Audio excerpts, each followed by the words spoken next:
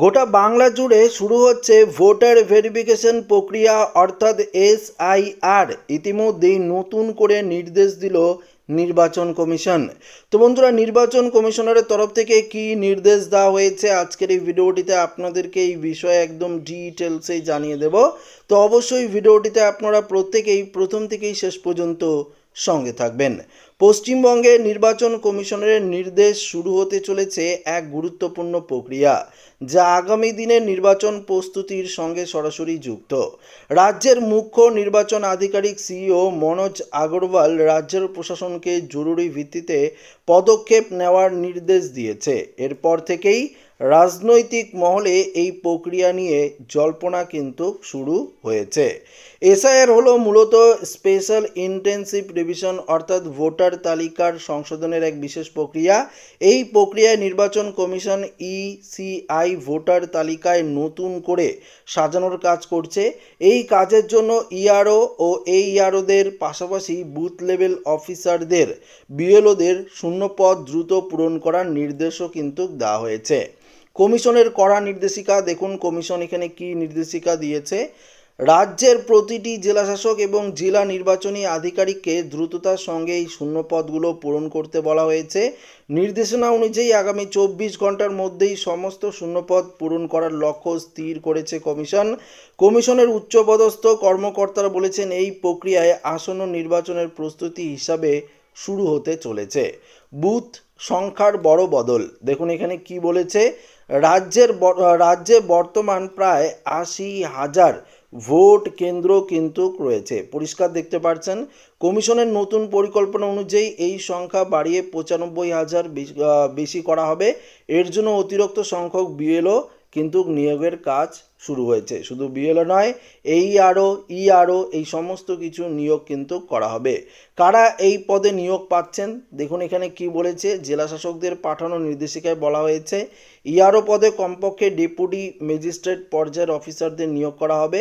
অন্যদিকে বর্তমানে 610টি এইআরও পদ খালি রয়েছে, যা নির্দিষ্ট সময়সীমার মধ্যে পূরণ করতে হবে। এই নিয়োগের কাজ শেষ হলেই এসআইআর মূলত কাজ শুরু হবে। তো বন্ধুরা, বুঝতেই পারলেন আগামী 24 ঘন্টার মধ্যেই এইআরও এখানে দেখতে পাচ্ছেন ইআরও এবং এইআরও যে পদ রয়েছে, পাশাপাশি বিএলও রয়েছে, সেই 24 ঘন্টার মধ্যেই এই পদগুলো যে শূন্যপদ সেগুলো দ্রুত পূরণ করার নির্দেশ দেওয়া হয়েছে। এই নির্দেশ করার পরে অর্থাৎ এই শূন্যপদগুলো পূরণ করার পরেই কিন্তু পশ্চিমবঙ্গে ভোটার ভেরিফিকেশন প্রক্রিয়া পুরোপুরি শুরু হবে, এমনটা কিন্তু জানা যাচ্ছে। পাশাপাশি দেখুন আরও গুরুত্বপূর্ণ আপডেট রয়েছে, যেমন চাকরির স্থান পরিবর্তন, নতুন বাড়িতে যাওয়া বা বিয়ের পর মহিলাদের শ্বশুরবাড়িতে যাওয়ার মতো নানান কারণে ভোটার কার্ডে ঠিকানা বদলের প্রয়োজন হয়। এই কাজটি এখন আগের চেয়ে অনেক কিন্তু সহজ হয়ে গেছে। তো আপনাদেরকে কেন এই আপডেটটি দিচ্ছি দেখুন, এখানে পরিষ্কার বলেছে চাকরির স্থান পরিবর্তন। ধরুন আপনারা ভারতবর্ষের যে কোনো সেন্ট্রাল গভর্নমেন্টের চাকরি করেন, ধরুন আপনারা পশ্চিমবঙ্গের বাসিন্দার, আপনারা এখন চাকরি সূত্রে রয়েছেন মুম্বাইয়ে। সেক্ষেত্রে অনেক দিন ধরে সেখানের আপনারা রয়েছেন এবং সেখানে জায়গা জমি কিনে আপনারা সেখানে বসবাস করছেন। সেক্ষেত্রে যদি আপনারা ভোটার কার্ডের যদি ঠিকানা পরিবর্তন করে থাকেন, সেক্ষেত্রে দেখুন নতুন বাড়িতে যাওয়ার ফলে ঠিকানা পরিবর্তন হয়, বিয়ের পর মহিলাদের শ্বশুরবাড়িতে যাওয়ার কারণে ঠিকানা পরিবর্তন হয়। এই কারণে বিহারে এই 3টি কারণের জন্য বহু লোকের ভোটার কার্ড কিন্তু বাতিল করেছে নির্বাচন কমিশন।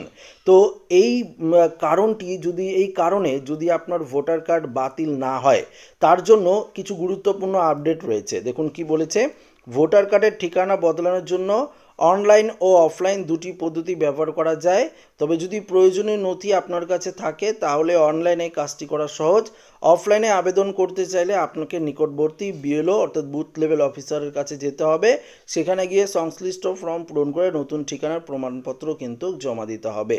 তো বুঝতেই পারলেন, ঠিকানা পরিবর্তনের যদি আপনারা করেন সেক্ষেত্রে আপনারা কিন্তু অনলাইন বা অফলাইন দুই পদ্ধতিতেই করতে পারেন। দেখুন এখানে অনলাইনের বলেছে ecnet.gov.in, এই যে একটি ওয়েবসাইট রয়েছে, এই ওয়েবসাইটের মাধ্যমে নির্বাচন কমিশনের ওয়েবসাইট, এই মাধ্যমে আপনারা ফর্ম ফিল আপ করতে পারেন, নতুন করে ভোটার ভেরিফিকেশন করতে পারেন। দেখতে পাচ্ছেন নতুন ভোটার ভেরিফিকেশন করতে পারেন, পাশাপাশি ফর্ম নাম্বার 8 অর্থাৎ কারেকশনের জন্য ভোটার কার্ডের কারেকশন, ঠিকানা পরিবর্তন, নাম পরিবর্তন, বয়স পরিবর্তন দেখতে পাচ্ছেন।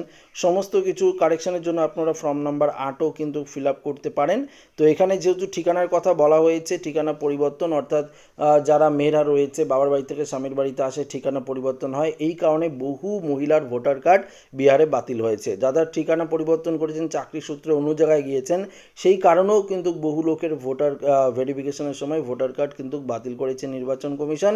তো এই নিয়ে কেস চলছে এবং এই নিয়ে অনেক কিছু সমাধানও কিন্তু খুঁজে বের করা হয়েছে। তো আপনারা যদি এই ধরনের সমস্যায় না পড়েন, তার জন্যই কিন্তু আপনাদেরকে জানিয়ে দিলাম, আপনারা কিন্তু অনলাইনে বা অফলাইনে এটি কিন্তু ফিল আপ করে ঠিকানাটা পরিবর্তন করিয়ে নিতে পারেন। সেক্ষেত্রে আপনার কোনো অসুবিধা হবে না।